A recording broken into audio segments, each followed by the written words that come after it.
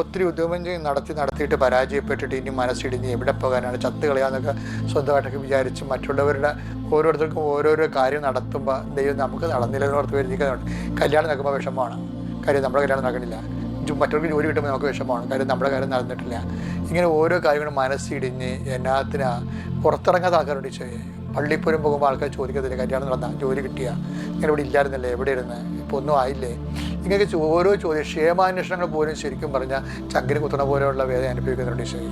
പലതരത്തിൽ വേദന. അതാണ് help those who have kind of travails എന്നങ്ങ് പറഞ്ഞത്. എല്ലാ തരത്തിലും വേദന അനുഭവിക്കുന്നുണ്ട്. അവരെല്ലാം നീ സന്ധിയുടെ പ്രാർത്ഥിച്ചു. ഈ ഒരു പ്രാർത്ഥന അതിനുവേണ്ടിയാണ് നീ ചെയ്തത്.